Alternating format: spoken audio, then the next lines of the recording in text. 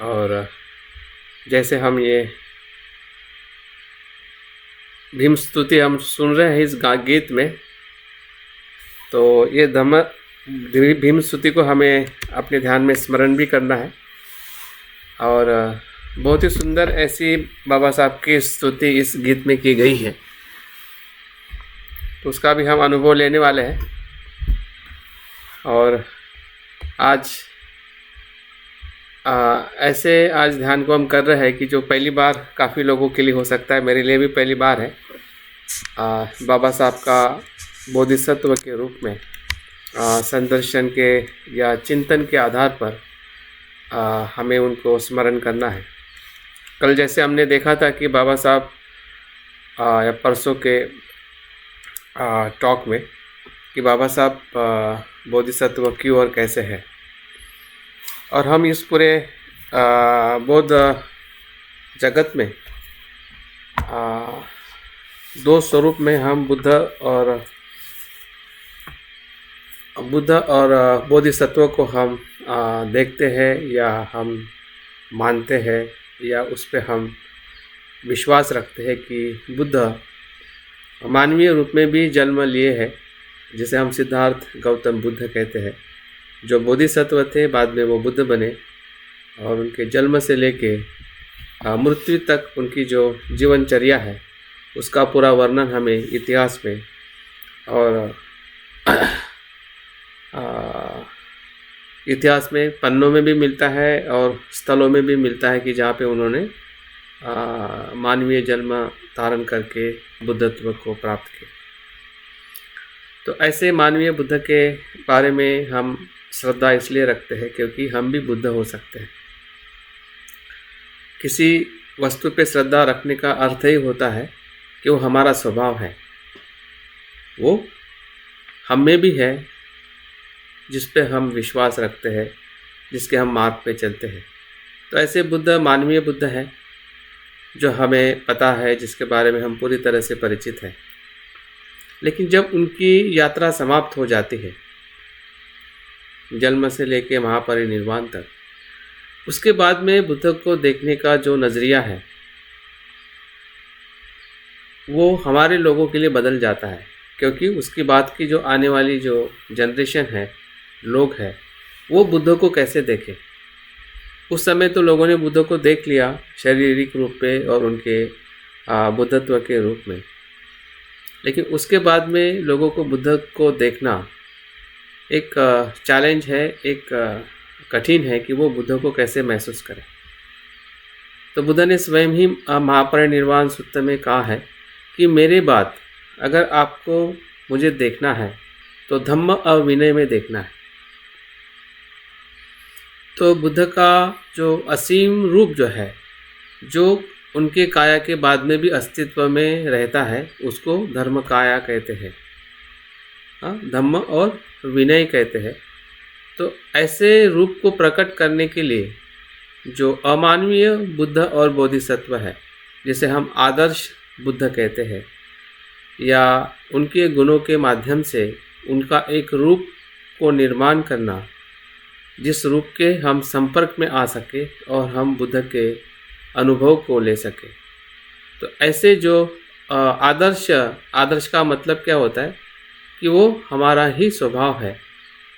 आदर्श मतलब परफेक्ट, संपूर्ण, बुद्ध के संपूर्ण काया को जो दर्शाता है, वही आदर्श बुद्ध और बोधिसत्व है कि जो हम परंपराओं में विभिन्न बोधिसत्व को या बुद्ध के हमने संदर्शन साधनाएं की है, उसमें 5 ध्यान बुद्ध आ जाते हैं। और जो 8 प्रकार के हमने बोधिसत्व को भी हमने थोड़ा संक्षिप्त में देखा है। और विशेषतः हम अवलोकितेश बोधिसत्व, मंजूश्री बोधिसत्व, वज्रपाणि बोधिसत्व, या महिलाओं के रूप में भी हमें ग्रीन तारा, वाइट तारा, तो ये सभी जो बोधिसत्व महिला और पुरुष के रूप में जो हमें दिखाई देते हैं, या उसका जो ध्यान साधना के अंतर्गत या चित्रों में या बुद्ध के रूपों में हम देखते हैं, तो वो क्या है? तो वो एक आदर्श बुद्ध का ही स्वरूप है जिस स्वरूप के संपर्क में आके हम अपने बुद्धत्व के अनुभव को देखने का, लेने का और समझने का प्रयास करते हैं। तो आज हम ऐसे ही बोधिसत्व जो मानवीय रूप में जिनका जन्म हुआ था, जिसे हम डॉक्टर भीमराव अंबेडकर और विशेष उनके सबसे परिचित और लोगों को लोकप्रिय ऐसा जो भावना से दिया हुआ नाम जो है, जिसे हम बाबा साहब कहते हैं, ऐसे बाबा साहब बोधिसत्व के रूप में, जैसे कि हमने शब्दों में देखा है, उनके आदर्श को, बोधिचित्त को, उनकी 6 पारमिताओं को, तो आज हमें वैसे ही जिस प्रकार से हम बुद्ध बोधिसत्व को अपने मन में निर्माण करते हैं और उसका अनुभव करते हैं, उसी प्रकार से बाबा साहब के अस्तित्व को भी हम सोच के निर्माण कर सकते हैं। और इसका आधार अगर हमें देखा जाए कि हम ऐसा क्यों करें, बौद्ध परंपरा में क्या इस प्रकार से करने का कुछ आधार है? बिल्कुल है। अगर हम 40 प्रकार के कर्मठान में 10 प्रकार की अनुस्मृति का अगर आप अभ्यास किए हैं, तो जो शुरुआत होती है बुद्धानुसति, धम्मानुसति, संघानुसति, शीलानुसति और देवतानुसति, ये देवतानुसति का जो आधार जो है वही बोधिसत्व का आधार है, बोधिसत्व के ध्यान साधना का आधार है। क्योंकि देवता वही है बौद्ध धर्म के अनुसार कि जो लोगों के हित और कल्याण के लिए अपने जीवन को समर्पित करते हैं। बौद्ध धर्म में देव, देवता या ऐसे शब्द, ब्रह्मा ऐसे शब्द जब आते हैं तो हमने बहुत ही सतर्कता से उसके बुद्ध के अनुभव के आधार पे, क्योंकि ये सब बुद्ध के दिए हुए शब्द हैं, ये किसी ग्रंथ से आए हुए शब्द नहीं है। भले ग्रंथ में हम उसको पढ़ते हैं, लेकिन ये बुद्ध की वाणी को ही शब्दों में उसको अभिव्यक्त किया गया है, रचा गया है और हम पढ़ते हैं। तो बुद्ध के दृष्टिकोण से अगर हम देखते हैं तो देवता का शब्द जो है वो बोधिसत्व या सद्गुणी व्यक्ति या व्यक्तित्व के व्यक्तित्व को दर्शाता है। और उस आधार पे जब हम भले आदर्श बुद्ध या बोधिसत्व को हम स्मरण करते हैं या मानवीय बोधिसत्व को स्मरण करते हैं, तो उसका आधार एक प्रकार से देवतानुसति का ही आधार लेके हम किसी भी व्यक्ति के प्रति, और वो भले हो सकते कि हमारे माता पिता भी हो कि जो हमें उस गुणों से संपन्न देखते हैं, या किसी भी ऐसे व्यक्ति को भी हम इस प्रकार से अपने मन में उनके गुणों को धारण करके उसका हम चिंतन कर सकते हैं, क्योंकि वो उस प्रकार से कार्य से वो संपन्न है। क्योंकि उसी प्रकार से हम अपने गुणों को भी हम उस व्यक्ति के गुणों के साथ अनुभव कर सकते हैं कि मुझ में भी वो है। अगर वो कर सकता है तो मैं भी कर सकता हूँ, मुझ में भी वही बात है जो बोधिसत्व में या सद्गुणी पुरुषों में है। क्योंकि उनका भी जन्म हुआ है, उन्होंने भी कष्ट को सहन किया है, मुझे भी दुख होता है, मुझे भी समझ में आता है, तो मैं भी उस पद पे चल के मैं श्रेष्ठ जीवन बिताऊँ। तो कोई भी अनुस्मृति करने का जो उद्देश्य जो है वो यही है कि उन गुणों, उन विषय या उस उद्देश्य को हम प्राप्त करें। जैसे कि बुद्धानुसति में हम बुद्ध को प्राप्त करने के लिए या बुद्ध से प्रेरणा लेने के लिए हम उनका बुद्धानुसति का ध्यान करते हैं। सति का अर्थ ही ये है कि उसकी हमें सजगता बनाए रखना या उस सजगता से उस विषय का ग्रहण करना या हमारे भीतर सजगता का विकास करना। तो सजगता ही या जागृति ही बुद्धत्व का आधार है, और उस आधार को ही आधार बनाकर जो सत्य का आधार है उसको ही आधार बना के अगर हम कोई भी कर्म करते हैं तो ही वो कर्म हमें सुखद, संपन्न और समृद्धि की तरफ ले जाते हैं, जिसका कारण ही सत्य है। और सत्य कभी दुख नहीं देता है। चैलेंज, कठिनाइयाँ थोड़ी ज़रूर आ सकती है, लेकिन अंतिमता उसका जो अनुभव जो है हमें सुख, शांति और समृद्धि ही मिलती है, क्योंकि उसके भीतर जो कारण है वो संपूर्ण सत्य है। तो आज हम उसी ही सत्यता का जो मानवीय बोधिसत्व के रूप में हम उन्हें देखते हैं, उनके अस्तित्व को, उनके कार्य को, उनके जीवन को, और आज हमें प्रत्यक्ष उस बोधिसत्व के कारण लाभ मिला है। और इसी बोधिसत्व के भीतर ही आदर्श बोधिसत्व होते हैं। आदर्श का मतलब सत्यता, संपूर्णता। और जो बोधिसत्व उस मार्ग पे चलता है,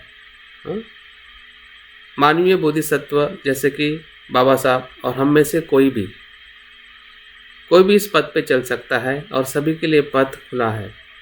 ऐसा नहीं है कि वो सिर्फ किसी विशिष्ट व्यक्ति के लिए है या विशिष्ट समय के लिए है। वो हमेशा वो मार्ग, जो व्यक्ति उस मार्ग पे अपने उस चित्त से, उस उद्देश्य से, उस भावना से अगर वो चलता है, तो वो बोधिसत्व के पथ को अनुसरण करने वाला होता है। तो बाबा साहब का आज हम संदर्शन करने वाले हैं, और हमारे पास जो भी जानकारी है बोधिसत्व को लेकर या बाबा साहब के जीवन को लेकर, हमारे लिए बहुत ही अच्छा प्रसंग है कि आज हम बाबा साहब के बोधि चित्त के भीतर या उनके जो उनकी जो मनोकाया है या उनका मानसिक स्वरूप जो है, उस काया को हम स्पर्श करने वाले हैं या उसका हम अनुभव लेने वाले हैं। तो मैं उम्मीद करता हूँ हम सब से कि हमारा ध्यान बहुत ही हमें प्रभावशाली और हमें प्रेरणा देने वाला रहेगा। तो फिर से मैं 3 बातें बताता हूँ कि इस ध्यान में हमें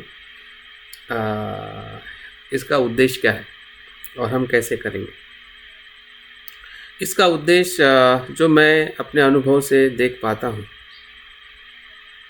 एक नकारात्मकता को शुद्ध करने के लिए और सकारात्मकता का विकास करने के लिए। तो नकारात्मकता हमारे जीवन में क्या है? अगर बाबा साहब के पूरे संघर्ष को हम देखते हैं या हमारे दुख को देखते हैं, तो आज मुझे भी और हम सबको जो हमारे भीतर हीनता का भाव है, न्यूनगंड है, जिस जाति से हम आए हैं, जिस जाति में हमारा जन्म हुआ है और जिस जाति का इतने वर्षों से अपमान या शोषण हुआ है, उससे हमारे मन के भीतर, जो मैं अपनी बात करता हूँ या आप भी अपने मन को देख सकते हैं कि बाबा साहब ने क्या किया और हम क्या अनुभव करते हैं। हम कितने भी बचपन से लेके हम धीरे धीरे बड़े होते हैं, लेकिन हमारा मन हमेशा उस जाति के हीन भाव में बना रहता है। तो हीनता के वजह से ही हमारा जो आत्मविश्वास जो है कि मैं भी श्रेष्ठ हो सकता हूँ या मैं भी सुखी हो सकता हूँ, उस भाव से हम हमेशा दूर रहते हैं और हीनता भाव में ही हमारा पूरा जीवन जाता है।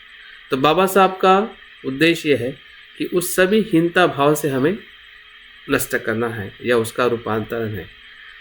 हाँ, तो मैं अपने अनुभव से समझ पा रहा हूँ कि चित्त की जो हमारी हीनता भाव की जो भावना है, और बाबा साहब का पूरा आंदोलन ही सम्मान के लिए रहा है। और सम्मान और हीनता भाव वो दोनों सापेक्ष है। हीनता भाव होने से ही हमें सम्मान नहीं मिलता है या हम सम्मान लेने की कोशिश नहीं करते हैं, और सम्मान कोई देने से कोई देता नहीं है।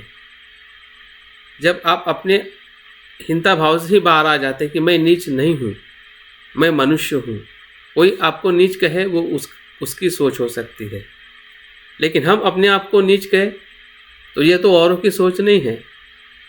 तो इससे बड़ा दुख, दर्द जो है या इससे बड़ा कारण हमें बाबा साहब के जीवन में दिखाई नहीं देता है। जो मैं समझ पा रहा हूँ कि बाबा साहब की पूरी जो लड़ाई जो है वो हमें सम्मान की तरफ लाने वाली है। तो सम्मान तभी मिलता है कि जब हम हीनता को छोड़ते हैं, हीनता का रूपांतरण करते हैं। तो यही बाबा साहब के संदर्शन का उद्देश्य है। और दूसरा जो इसका परिप्रेक्ष्य जो है कि बाबा साहब के हमें बोधि चित्त का अनुभव करना है। बाबा साहब का चित्त जो था वो सही में कितना पवित्र, शुद्ध और संपूर्ण था, जिस चित्त को हम ध्यान के माध्यम से हम संदर्शन कर सकते हैं, वो हमारे लिए आज एक प्रकार की ऐसी यात्रा है कि जिस यात्रा में हम बाबा साहब के चित्त को स्पर्श करने वाले हैं या हम अपने मन के भीतर उसको अनुभव करने वाले हैं। तो ये दो प्रकार से हम इस ध्यान साधना का हम सराव करने वाले हैं, दो उद्देश्य से। पूर्व तैयारी में जैसे कि हम बाकी सभी ध्यान के लिए पूर्व तैयारी करते हैं,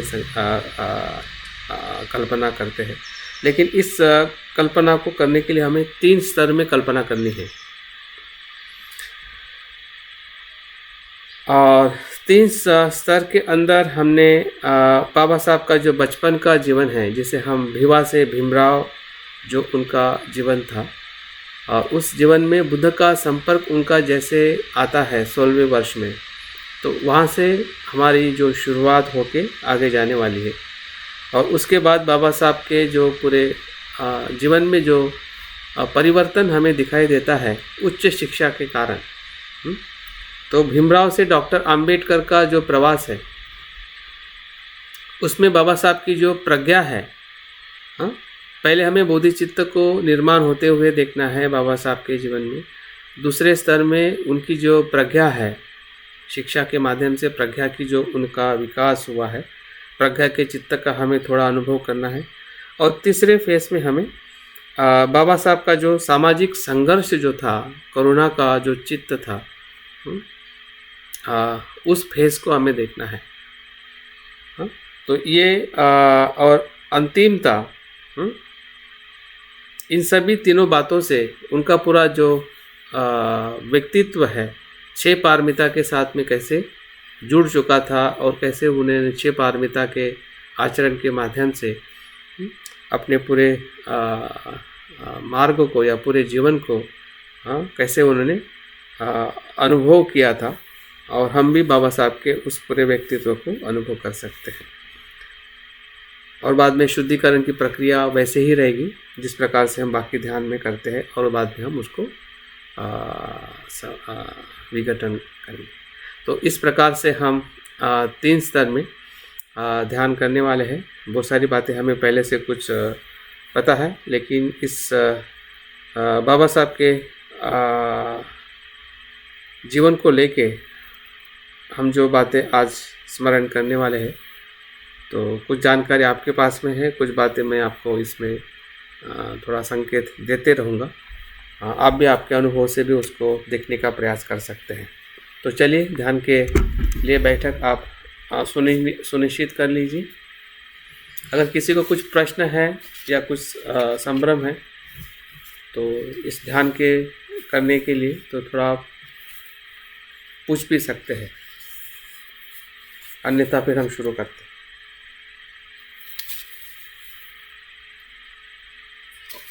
हाँ जय भीम। हाँ, इसी के बारे में सिर्फ। हाँ हाँ,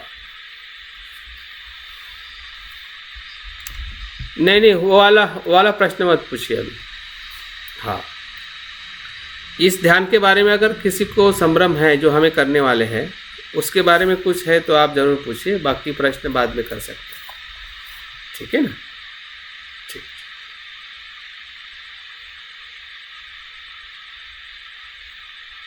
तो ध्यान के, हाँ हाँ,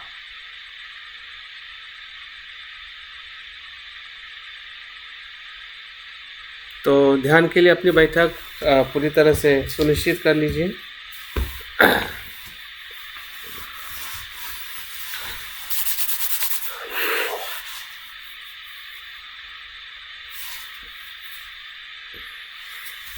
धीरे धीरे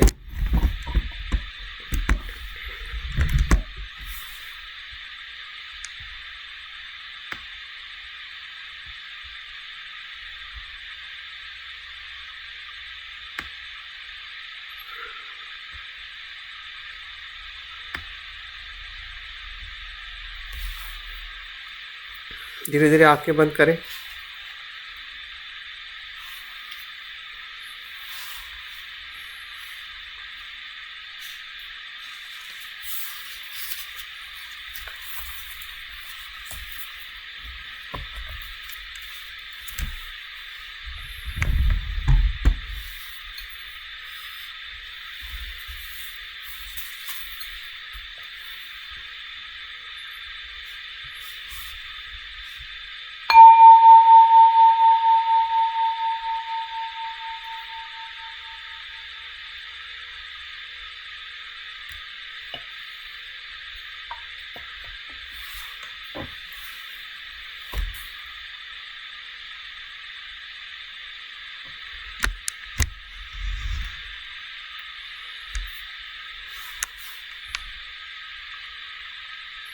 देखिए, जैसे हम आंखें बंद करते हैं वैसे ही हमारा मन बाहर के संसारों से, विषयों से टूट जाता है और हम भीतर की तरफ,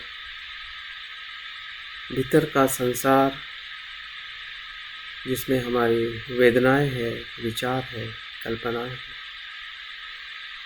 उसे हम अनुभव कर रहे हैं।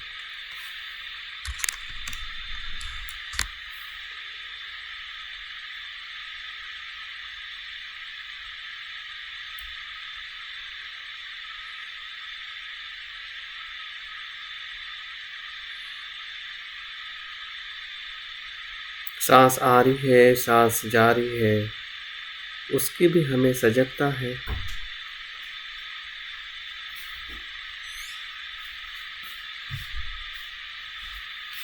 हमने जो बैठक ली है उसे भी हम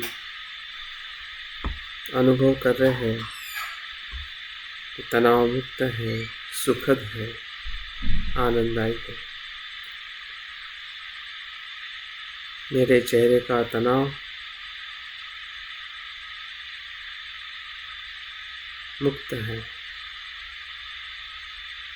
मेरे चेहरे पर स्मित है, आनंद है, उत्साह है।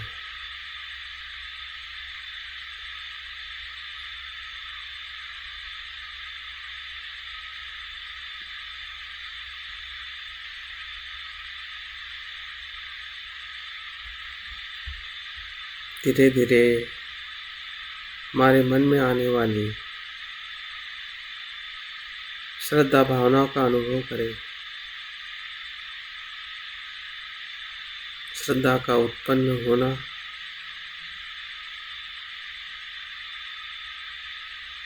ये हमारे दुख का कारण है। संसार में जो हमें असंतोष दिखाई दे रहा है, खालीपन दिखाई दे रहा है, ये खालीपन ही दुख का अनुभव है। और इस खालीपन को भरने के लिए इस संसार में सिर्फ 3 रत्न ही है। बुद्धं शरणं गच्छामि,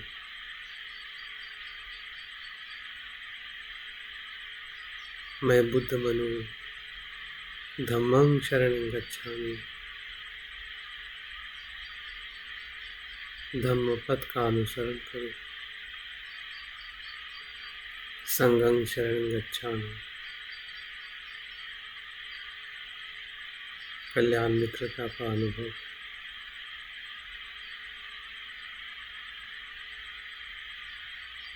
यही इस खालीपन को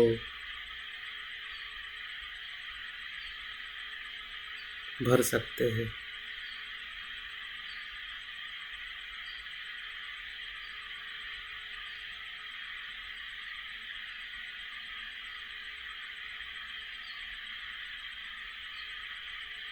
संसार के तरफ अवलोकन करें कि सभी जीव मात्र दुखी हैं। ऐसा ही दुख उन्हें भी है, खालीपन का, असंतोष।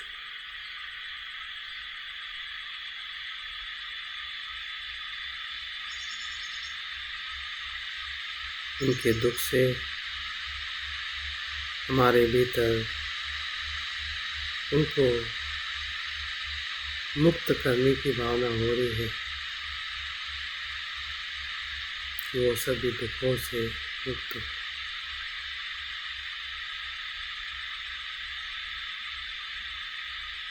वो मेरे सभी भाई बहन हैं, माता पिता हैं।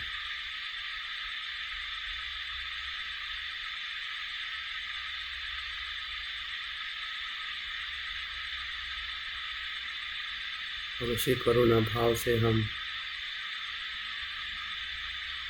बोधिसत्व की प्रतिज्ञा करें कि मैं सभी जीव मात्रा के दुख मुक्ति के लिए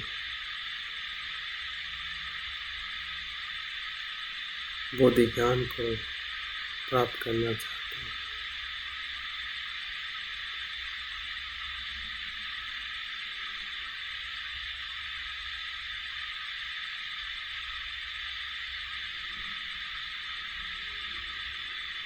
इस जन्म में आखिरी सांस तक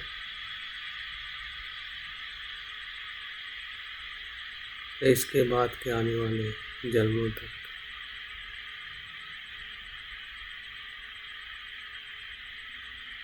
इस प्रतिज्ञा को मैं पालन करूं।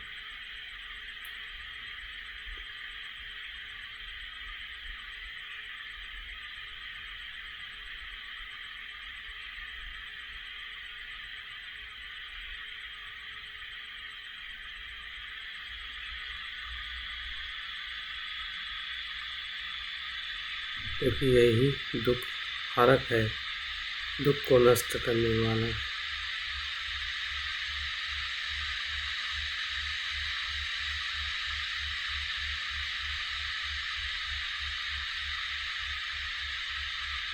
इसी बोधिसत्व की प्रतिज्ञा के आधार पर हम आज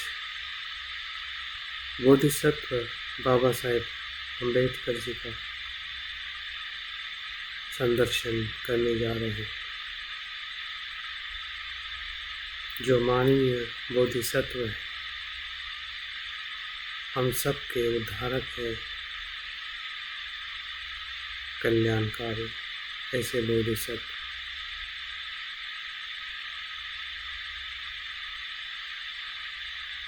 जो हमारे ही इस आधुनिक युग में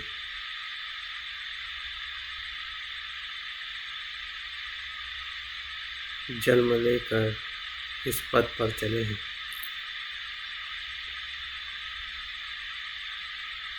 इस ध्यान से मेरे भीतर जो हीनता का भाव है,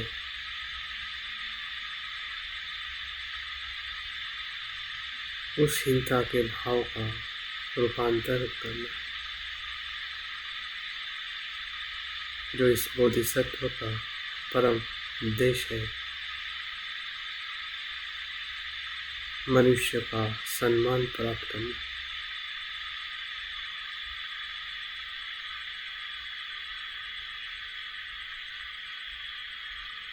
और बाबा साहब के करुणा चित्त का अनुभव करना।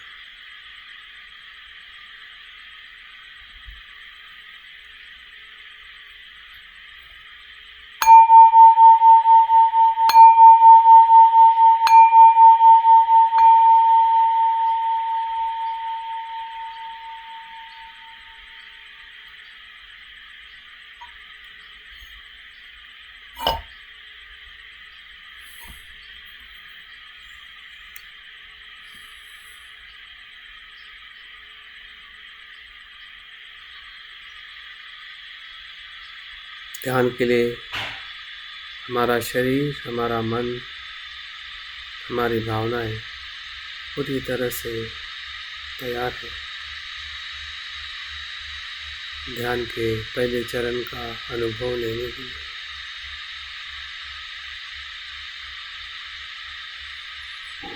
सांस आ रही है, सांस जा रही है, धीरे धीरे मन के गहराई में अनुभव करें ऐसे नीले आकाश का, जो अनंत है, खुला है, शून्यता भावी ऐसा नीला आकाश जो हमारे मन में ही है।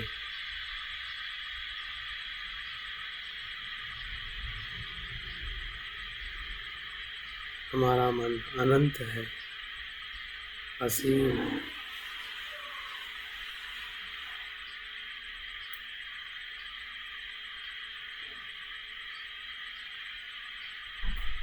देखिए ऐसे असीम आकाश के मध्य में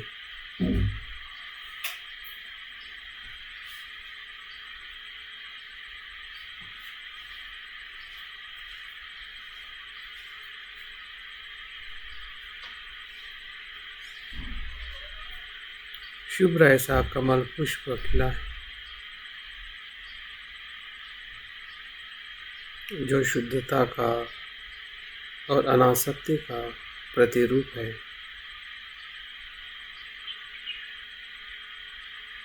जैसा सांस का स्पर्श होता है वैसा ही हमें उस कमल पुष्प का संदर्शन हो रहा है।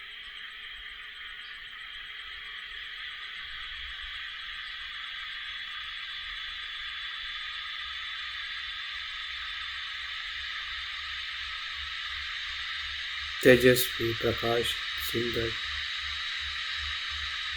आनंद देने वाला, आकर्षित करने ऐसा कमल पुष्प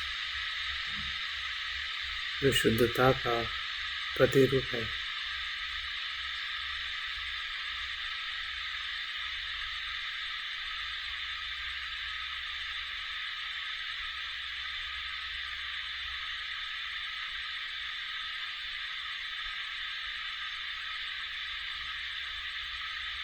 देखिए उस कमल पुष्प के ऊपर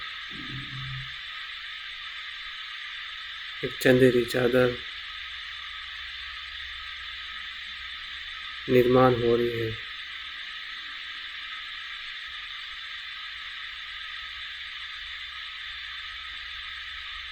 वो करुणा का प्रतीक है।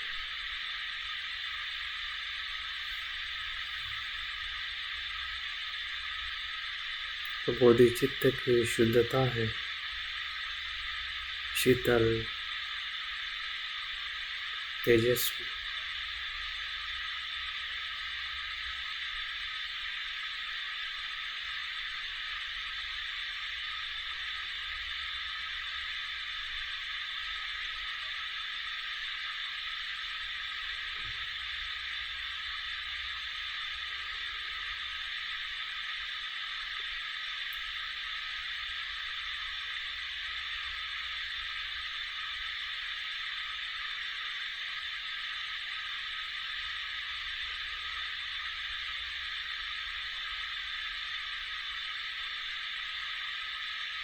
देखिए उस चादर के मध्य में एक बीज मंत्र है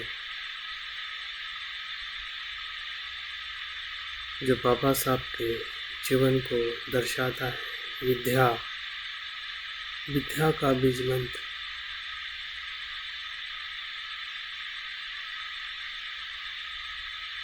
उस बीज मंत्र से, विद्या से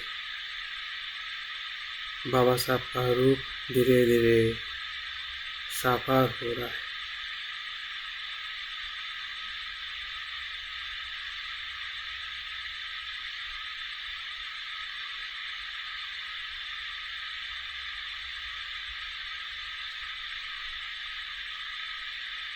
जिस बाबा साहब के रूप को हम चित्र में देखते हैं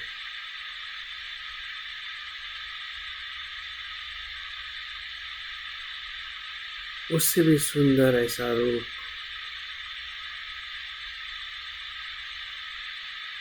हमारे मन में हम देख पा रहे हैं।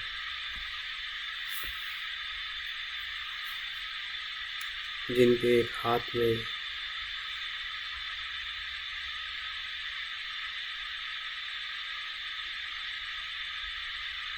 उनकी लिखी हुई ग्रंथ रचना बुद्ध और उनका धम्म है।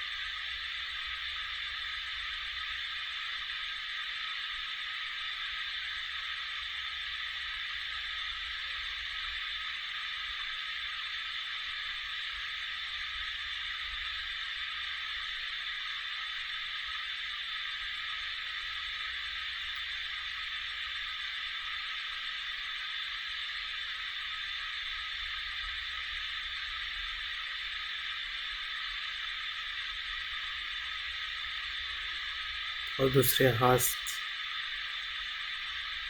निर्देश दे रहे हैं कि बुद्ध की तरफ जाइए।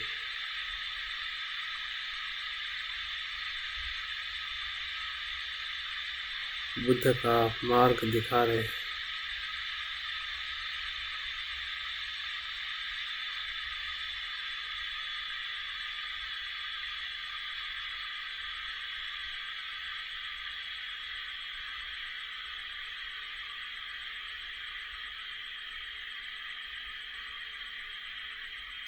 बाबा साहब का रूप पूरी तरह से प्रकाशित है, शुभ्र है।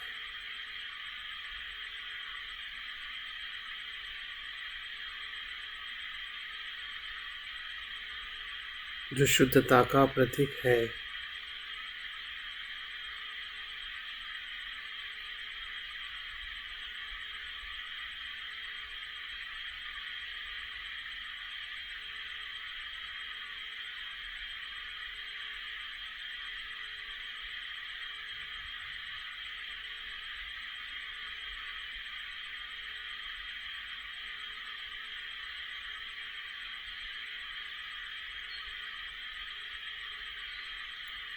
बाबा साहब की शुद्धता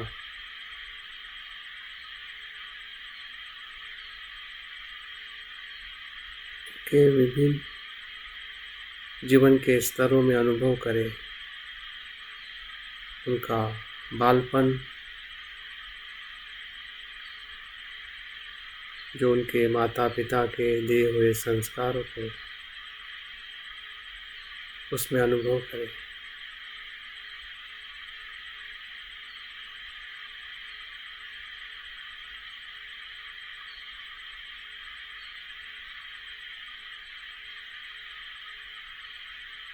उनके जीवन में बुद्ध का प्रथम प्रवेश जब वो 16 वर्ष के थे और बुद्ध चरित ग्रंथ का अध्ययन करने से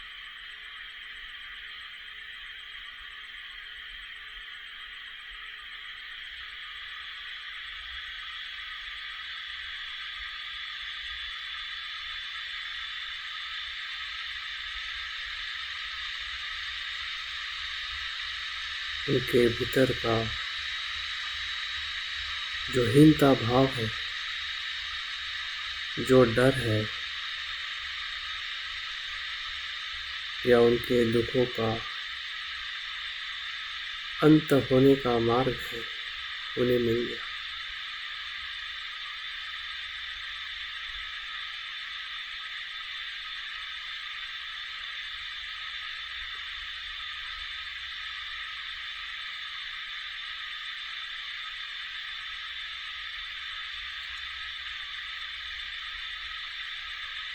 वहीं से बाबा साहब बोधिचित्त का, बोधिसत्व का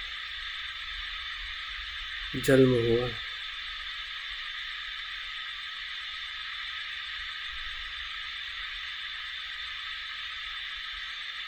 क्योंकि अस्पृश्यता के दुख ने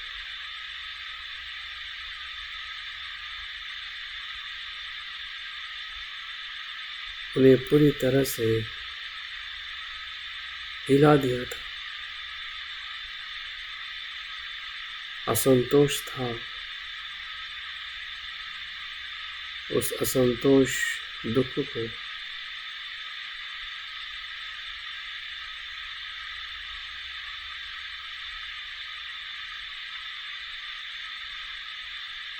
बुद्ध के गुणों ने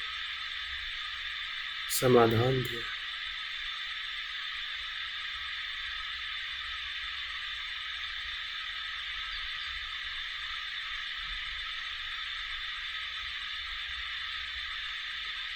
देखिए, हमारे भीतर भी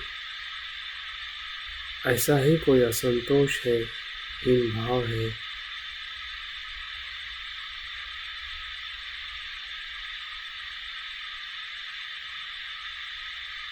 जिस भाव को हम बाबा साहब के जीवन से देख पा रहे हैं।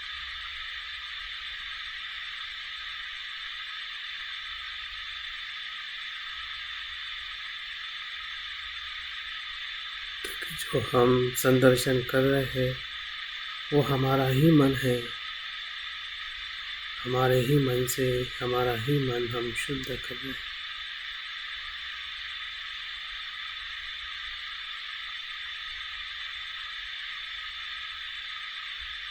क्योंकि बाबा साहब बोधिसत्व हमारे ही मन में है।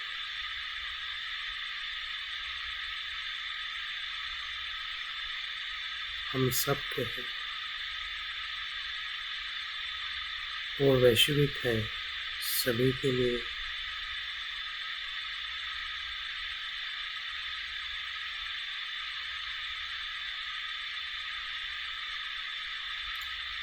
यही बाबा साहब का बोधिचित्त है, बोधिसत्व का जन्म है।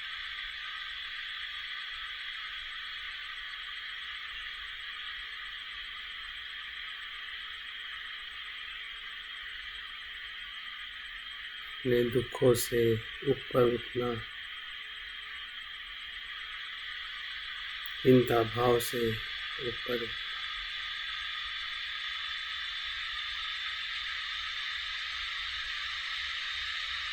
सम्मान को प्राप्त करना,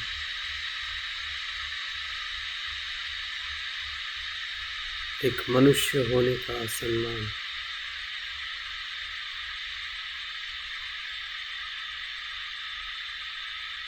जो बुद्ध से उन्हें मिला है, या उनके भीतर जो बुद्ध का अनुभव हुआ है, उनका अनुभव ही उनका बुद्ध है।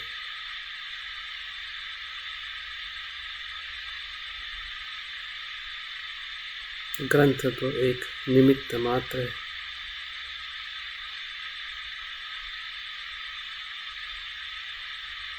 उनका चित्त ही मुख्य है,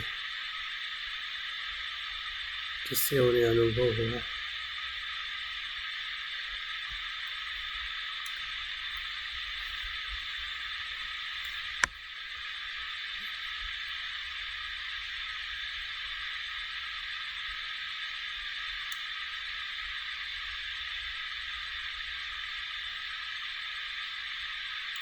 बाबा साहब के दूसरे चरण में देखे कि जब वो उच्च शिक्षा के लिए अमेरिका, इंग्लैंड, जर्मनी आदि देशों में जाते हैं, तब उनका स्वरूप क्या है? प्रज्ञा स्वरूप है।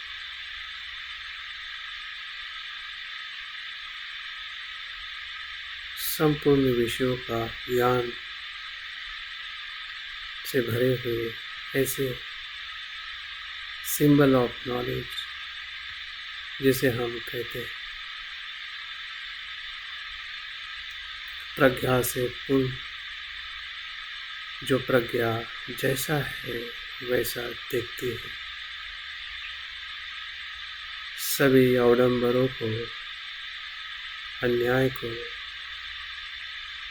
शोषण को, अज्ञान को, अंधश्रद्धा को नष्ट करती है और जीवन की पुनर्रचना करती है।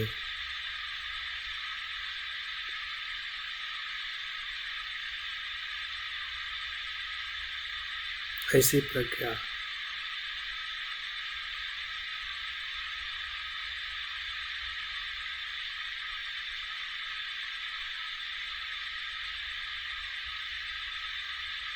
जो मानव समाज के हित और कल्याण को स्थापित करती है, ऐसी प्रज्ञा, अनलाइटन बुद्धत्व की प्रज्ञा। जैसे बुद्ध को ज्ञान प्राप्त हुआ बोधि वृक्ष के नीचे, वैसे ही बाबा साहब को ज्ञान प्राप्त हुआ ग्रंथों के नीचे।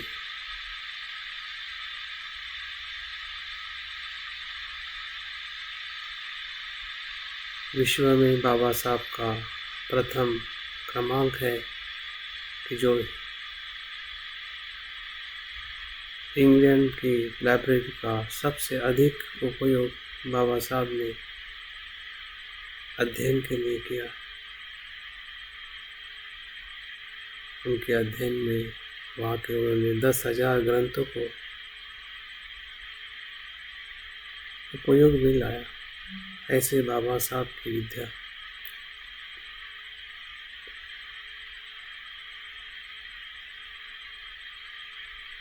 जो लाइब्रेरी में जाने वाले सबसे पहले, वापस आने वाले सबसे आखिरी, ऐसे विद्यार्थी के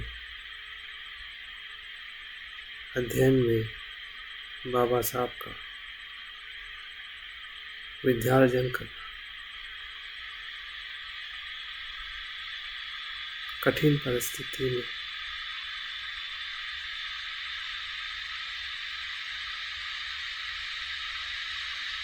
ऐसे देश में जहाँ पे सब भौतिकता है,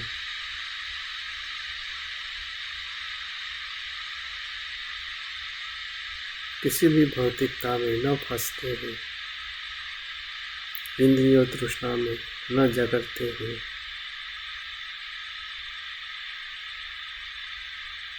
बाबा साहब की विद्या की तपस्या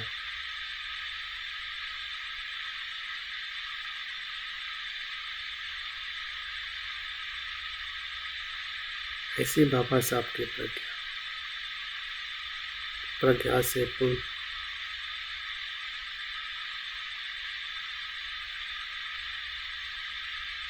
बाबा साहब के स्वयं के शब्द है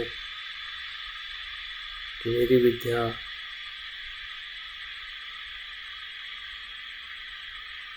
उन सब ब्राह्मणों से भी अधिक है।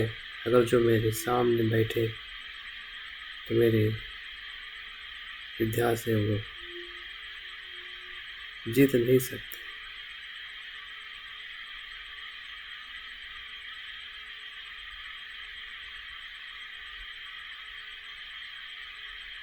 जिनकी विद्या से पूरा देश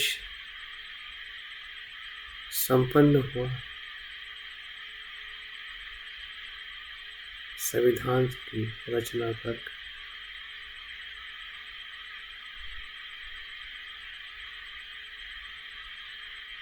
ऐसी कल्याणकारी प्रज्ञा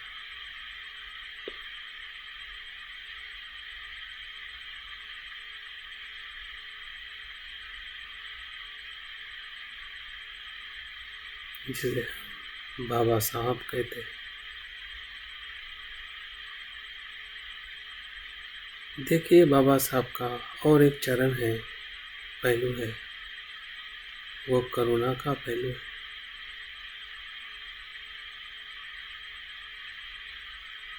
समाज की कुरीतियों को नष्ट करना, अस्पृश्यता, असमानता, शोषण,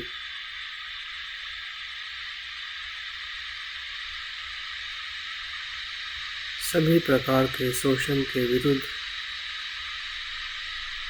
बाबा साहब का संघर्ष, समर्पण, वही बुद्ध की करुणा जो बाबा साहब में हमें दिखाई देती है।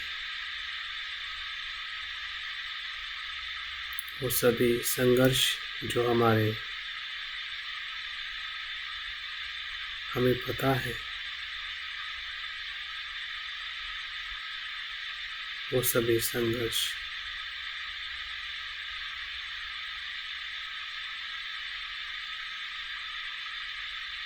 बाबा साहब की करुणा है, महाकरुणा है।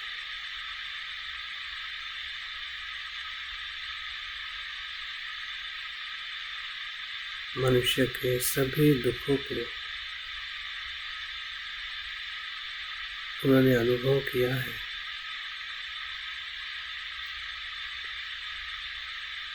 और उसे मुक्त होने का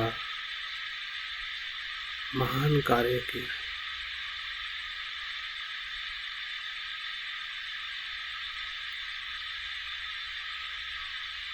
फिर वो महाड़ का सत्याग्रह हो या नासिक का सत्याग्रह,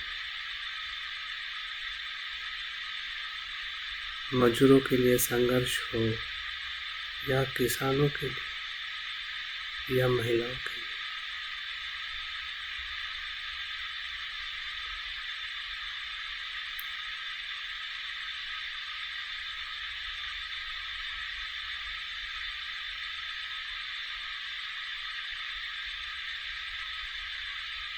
उनके लिए देश के सभी लोग उनका परिवार था, उनके पुत्र थे, उनकी पुत्रियां थी।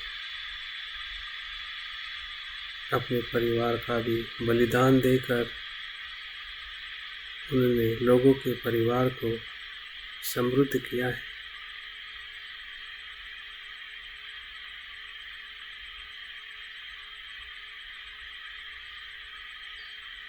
ऐसी बाबा साहब की महाकरुणा,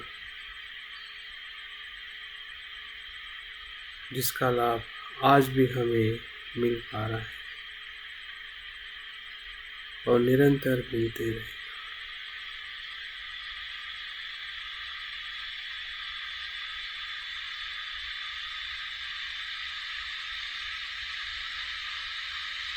बाबा साहब का पूरा रूप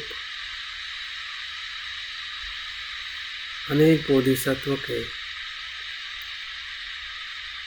गुणों से संपन्न है।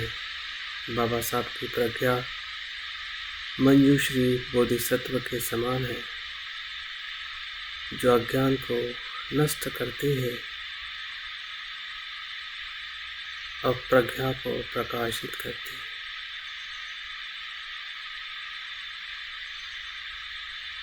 बाबा साहब की प्रज्ञा अलौकिक ईश्वर बोधिसत्व जैसी है कि अनेकों प्रकार से अनेकों लोगों को समानता से मदद करना, के दुखों को मूल से नष्ट करना,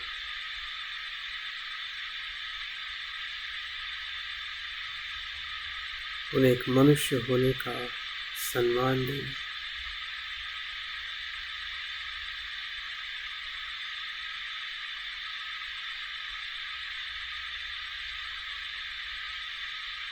बाबा साहब के विभिन्न कार्यों को एक एक हाथ की तरफ देखे, जैसा देखे कि आज भी बाबा साहब का हाथ हमारे सामने देने के लिए ही तैयार है। फिर हमारे शिक्षा के लिए, नौकरी के लिए, सम्मान, धम्म के लिए, हर एक शब्द, हर एक कार्य बाबा साहब के करुणा का आधार है।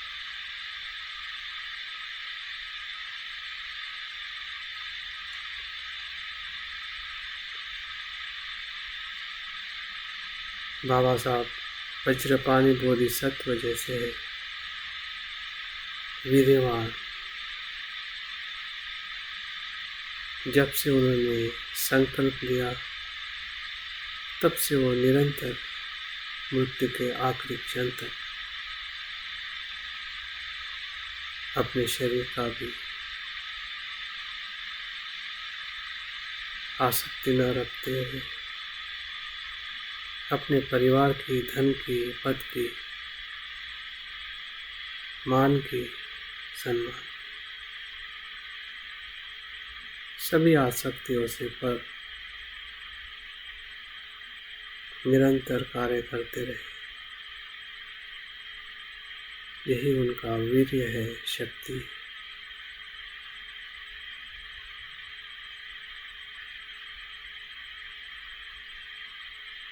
वे शक्ति गर्भ बोधिसत्व जैसे भी है कि नरक की अवस्था से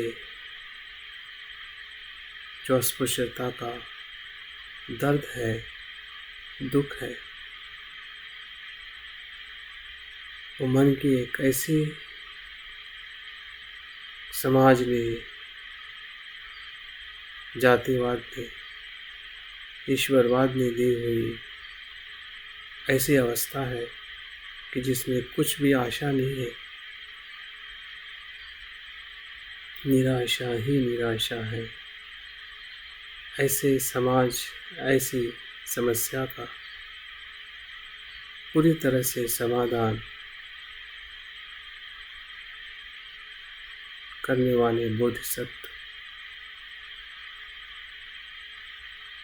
उस नरक से निकालकर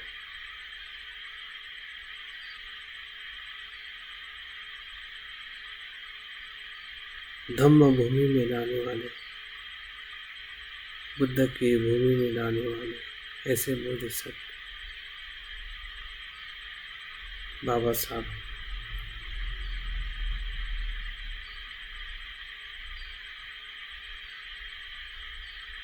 और उसका हम अनुभव कर पा रहे हैं।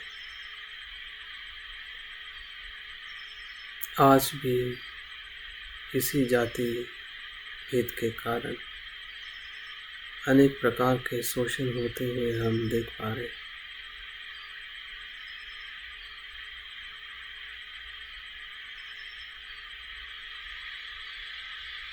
आज भी बाबा साहब के इस गुण की, शक्ति की हमें आवश्यकता है।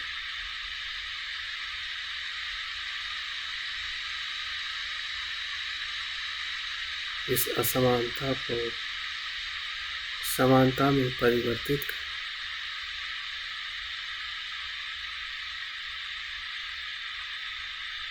जो बाबा साहब ने धम्म देकर, बुद्ध का पथ देकर 5 लाख लोगों का जीवन समृद्ध किया था।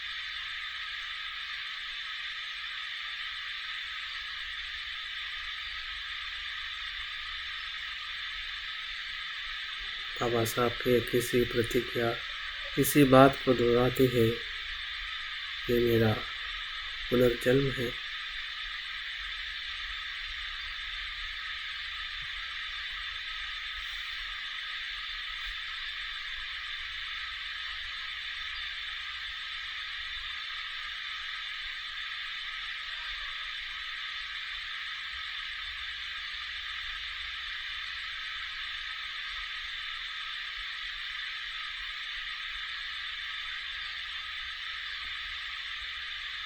देखिए बाबा साहब का पूरा व्यक्तित्व, जो उनके बोधिचित्त से निर्माण होते होते वे उनके व्यक्तित्व में 6 पारमिताओं का हमें अनुभव हो रहा है कि उनकी दान पारमिता श्रेष्ठ है, शील पारमिता शुद्ध है,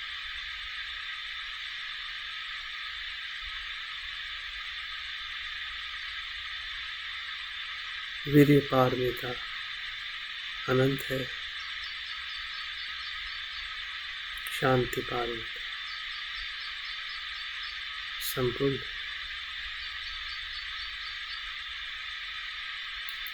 उनकी ध्यान पारमिता शुद्ध है, उनकी प्रज्ञा पारमिता बुद्ध है। इसलिए वो बुद्ध को अपने प्रथम गुरु का दर्जा देते हैं।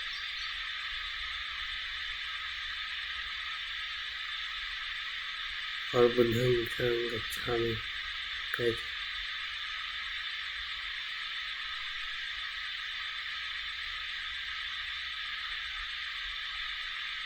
सभी के हित और कल्याण के लिए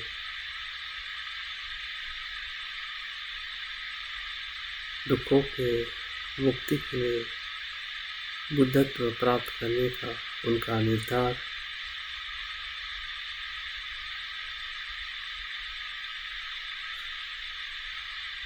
उनकी सांस के आखिरी क्षण तक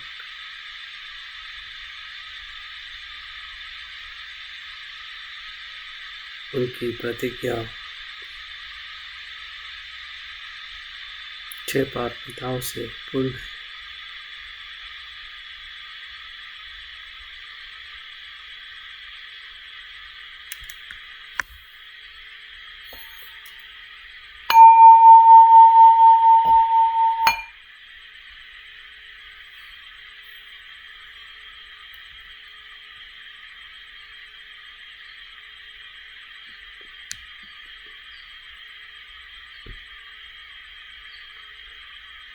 देखिए दूसरे चरण में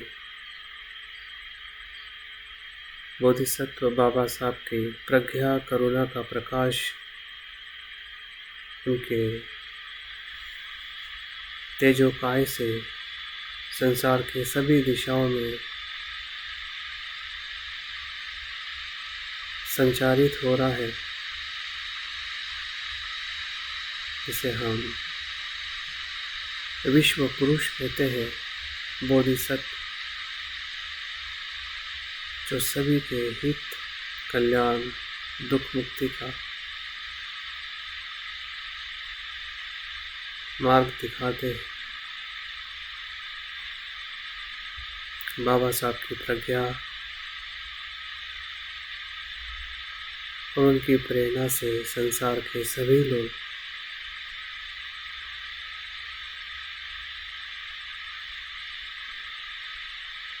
अपने हीनता भाव से मुक्त हो रहे हैं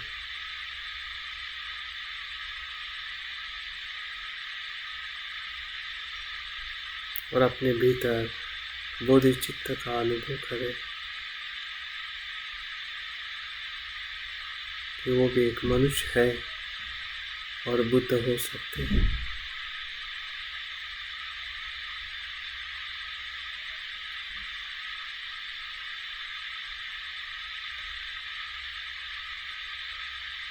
देखिए कि बाबा साहब के हृदय केंद्र से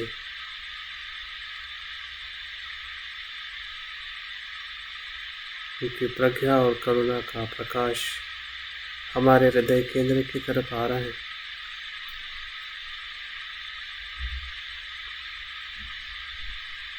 और हमारे भीतर जो हीन भाव है,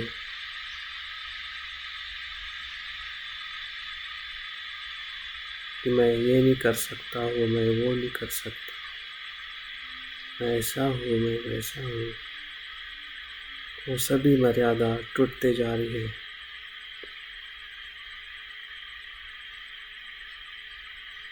और हमारे भीतर एक मनुष्य होने का पूरा एहसास अनुभव कर रहे हैं कि मैंने मनुष्य का जन्म लिया है, हीनता का जीवन लेने के लिए नहीं, बल्कि बुद्धता को प्राप्त करना है। किसी के कहने मात्र से ना मैं नीच हूँ ना ऊंच हूँ,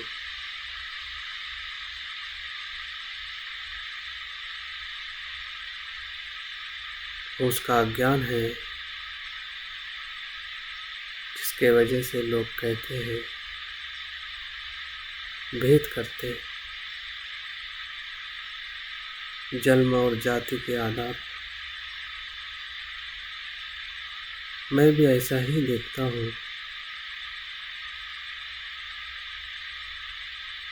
मेरे भीतर भी ऐसा ही क्लेश है, ऐसा ही मन है, लेकिन बाबा साहब के प्रज्ञा प्रकाश से वो मुझे दिखाई दे रहा है।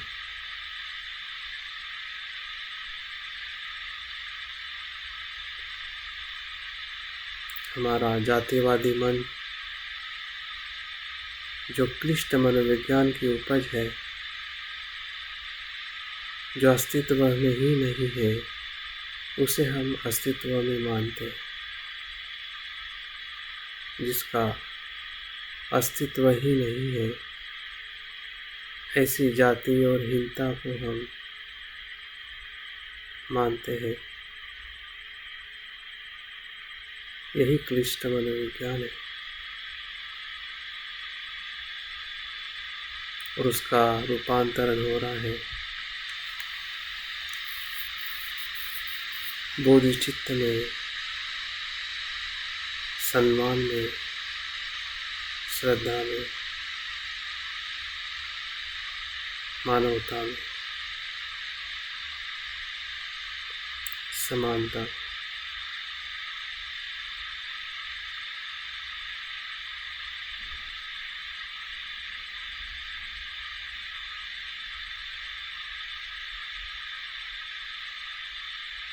उससे पूरे हमारे शरीर में शुद्धता के तरंग संचारित हो रहे हैं। हमारे शरीर की सभी बीमारियां, जो इसी ही क्लेश के कारण हमारा शरीर विभिन्न बीमारियों से ग्रस्त होता है,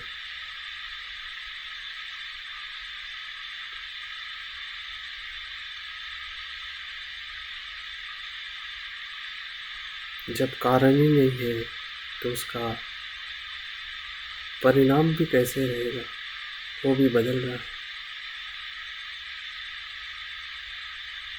जो रोगी शरीर था वो निरोगी हो रहा है।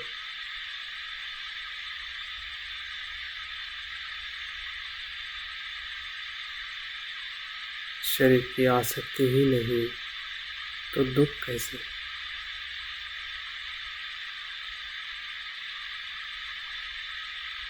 ये भी हम जान पा रहे हैं। बाबा साहब का जीवन दुखों से भरा था, लेकिन मन से वो दुखी नहीं थे।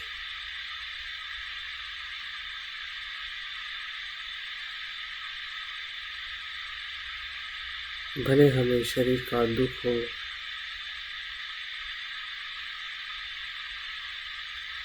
जो हमारे अस्तित्व का कारण है, परिणाम है, लेकिन मेरा मन दुखी ना हो। जो क्लेश के कारण मन दुखी है, उस क्लेश को ही हम शुद्ध होते हुए देख रहे हैं। हमारे भीतर का सभी दुख सुख में रूपांतरित हो रहा है। हमारा मन समानता पूर्ण हो रहा है, करुणा से पूर्ण हो रहा है। मन में आने वाले विचार, कल्पनाएं, भावनाएं, सभी में समानता है, करुणा है, प्रज्ञा है।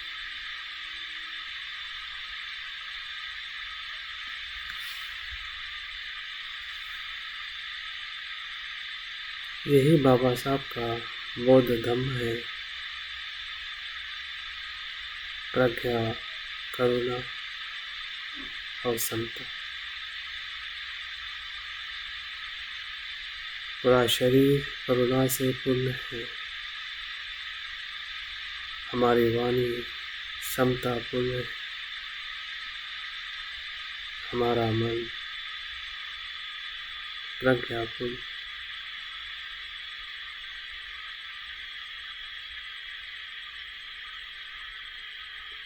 पूरा हमारा व्यक्तित्व बाबा साहब की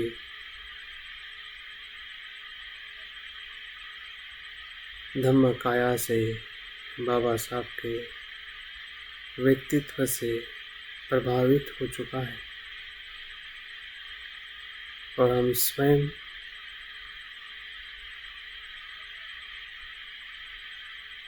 उनके जैसे अनुभव कर पा रहे हैं।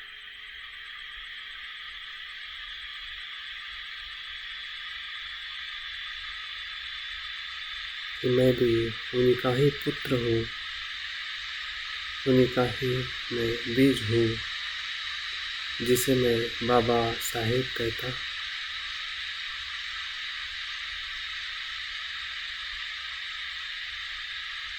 मैं भी उस पथ पे चलूं। मेरा भी वही पथ है जो बाबा साहब का है।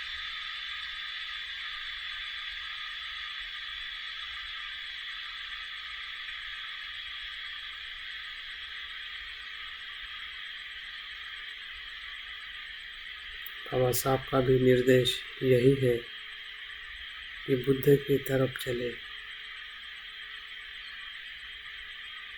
यही बोधिसत्व मार्ग है।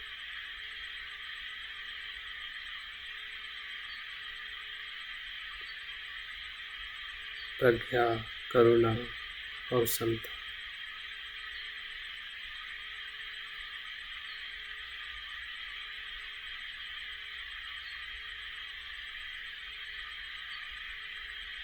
तीनों प्रकार की शिक्षा ही बाबा साहब की धम्मकाया है।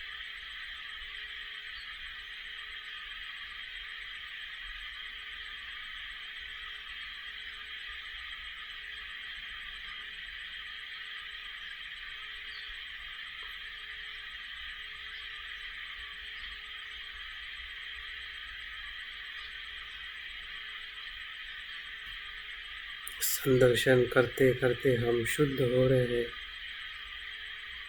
हमारे भीतर का जो हीन भाव का क्लेश है, जाति भेद का क्लेश है, वो समानता में परिवर्तित हुआ है। हमारे भीतर का द्वेष, तिरस्कार करुणा में परिवर्तित हुई है। हमारे भीतर का ज्ञान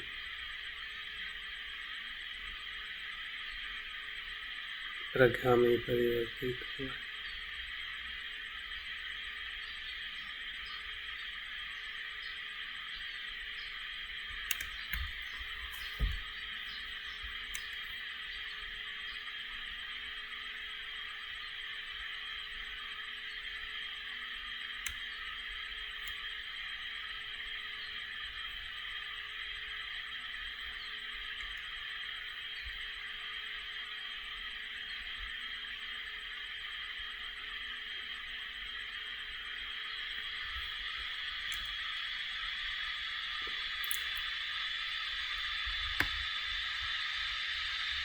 बाबा साहब की ये स्तुति गान, ये हमारे हृदय को स्पर्श कर रही है। एक एक शब्द बाबा साहब का अनुभव है, जिसे हम सुन रहे हैं।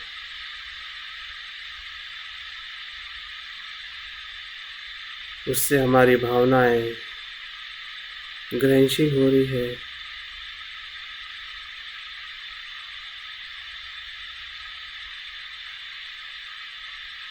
ध्यान से सुने, अनुभव करें।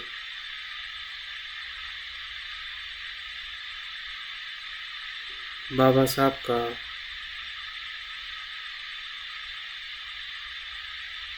गुणगान उनके विचारों में है। उनकी करुणा, उनकी मैत्री।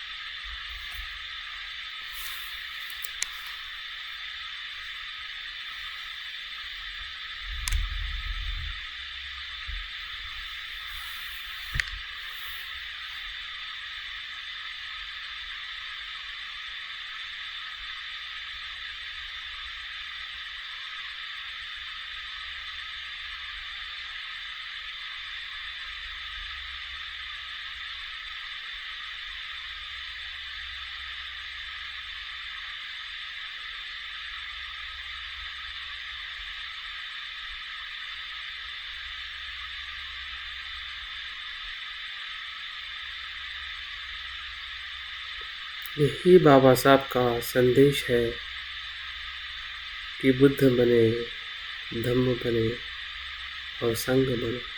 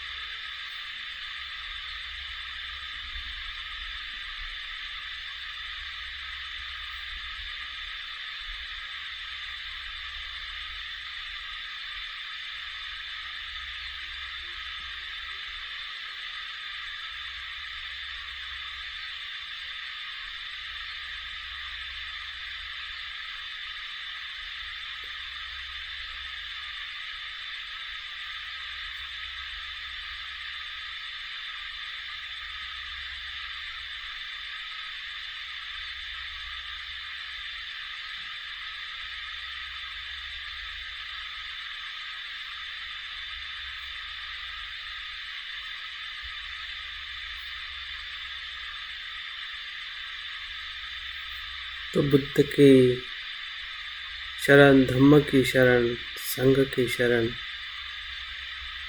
यही बाबा साहब का मूल मंत्र है। जिधर जाने के लिए बाबा साहब उंगली दिखाते हैं,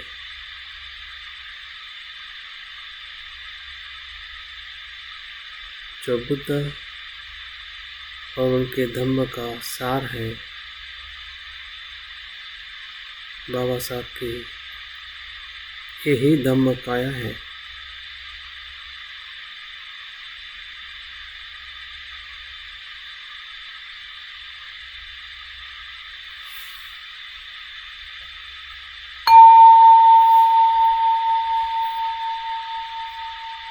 धीरे धीरे हम तीसरे स्तर पर विघटन की प्रक्रिया में हम प्रवेश कर रहे हैं। जैसे सांस आ रहा है और जा रहा है, वेदनाएं उत्पन्न होती है और लय होती है अपने स्वभाव से।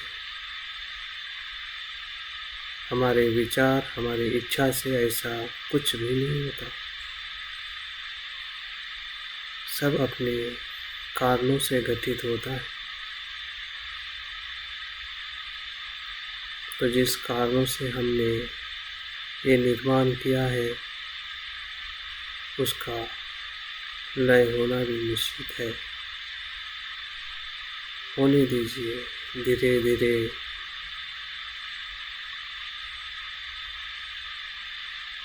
बाबा साहब का प्रकाश उनके रूप में विलीन हो रहा है।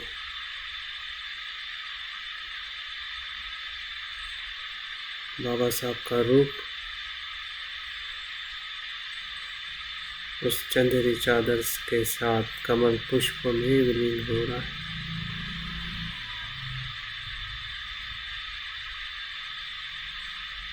कमल पुष्प इस नीले आकाश में विलीन हो रहा है।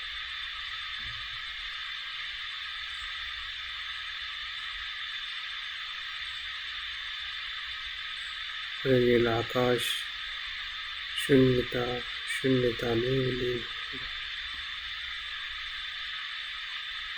जो असीमता है, अनंतता है, शब्द से पर ऐसे सत्य में सब कुछ विलीन हो रहा है।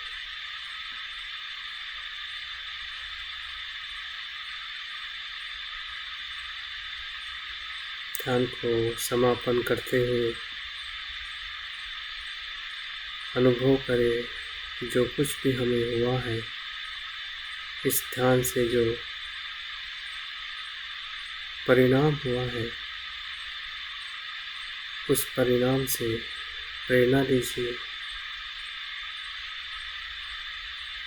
और हमारे काया, वाचा और मन के आचरण को प्रज्ञा, करुणा और समता से पूर्ण करने का प्रयास करें। यही व्यवहारिक सत्य है जो हमने पारमार्थिक सत्य का अनुभव किया है, उसको व्यवहार में लाना है। तभी संसार बुद्धमय हो सकता है।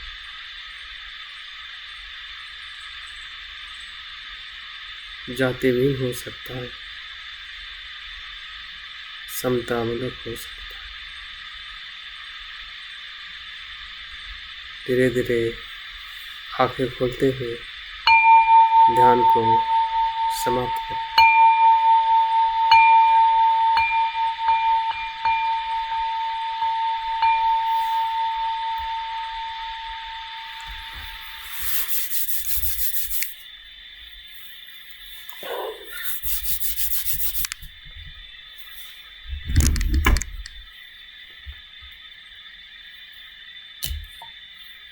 बहुत बहुत धन्यवाद। आज के सत्र में, वैसे हमारे आज का आखिरी सत्र है,